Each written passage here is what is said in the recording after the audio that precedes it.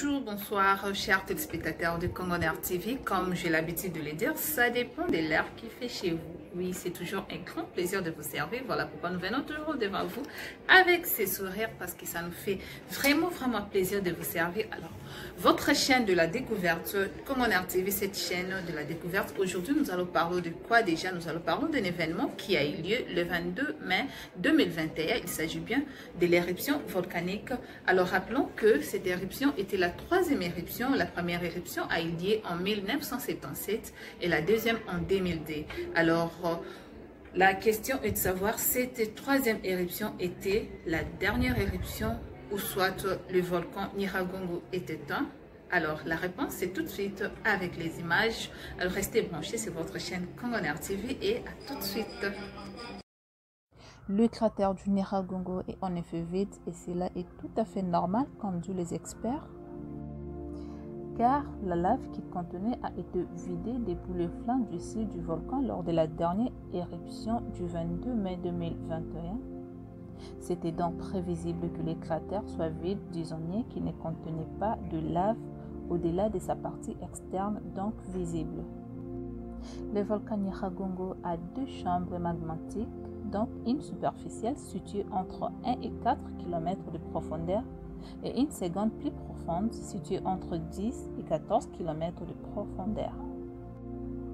La lave observée en surface, que ce soit lors d'une éruption sommitale, cas de lac de lave ou d'éruption classique, quand des éruptions fusérales comme celle de 1977, 2002 et 2021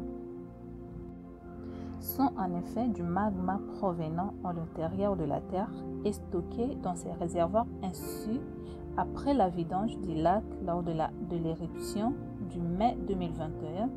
Il faut attendre que le magma remonte en surface depuis les réservoirs en transitant par la conduite magmatique comme vous avez pu le voir dans la vidéo. Cette conduite est actuellement bouchée par des couches de roches et cendres issues de l'effondrement de certaines parties de plateforme du cratère à la suite de l'importante activité sismique ressentie après l'éruption de 2021. Il faut noter que le premier lac de lave documenté dans les cratères centrales du Nyiragongo a été découvert en 1928 et vidé lors de l'éruption de janvier 1977. Après cette éruption, le cratère du Nyiragongo est resté vide jusqu'en 1982, soit 5 ans, sans lac de lave.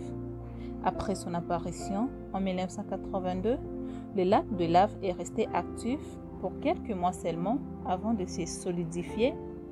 En 1994, le lac de lave a repris son activité jusqu'en décembre 1995 où il s'était encore solidifié jusqu'à l'éruption du 7 janvier 2002. Cette éruption de 2002 avait encore vidé tous les magmas du cratère et laissant donc vide. Il a fallu attendre 5 mois, soit en mai 2002, pour voir de lac réapparaître dans le cratère du Nyiragongo, commencé tout petit en 2002. Le lac de lave a vu son niveau et sa taille augmenter continuellement avec l'apport de magma frais alimenté depuis la chambre magmatique superficielle auquel il était fort probablement connecté. Cette connexion entre le dernier lac de lave et la chambre magmatique superficielle serait une des explications de sa persistance et superactivité. Les experts ont observé le même phénomène après les deux précédentes éruptions. Alors, retenons que le volcan Nyiragongo n'est pas éteint, c'est un volcan assez jeune qui a environ 15 000 ans seulement et qui va certainement rester actif pendant encore très longtemps.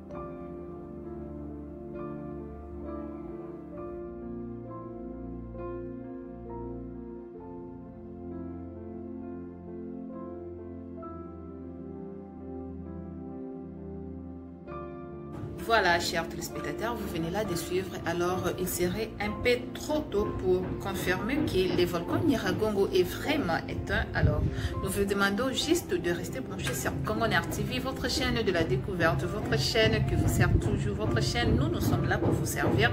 Alors, restez branchés et surtout, abonnez-vous sur Congoner TV pour ne rien manquer, pour être toujours à l'actualité. Abonnez-vous, votre servante de tous les jours, Rachel Junjo. Bye bye.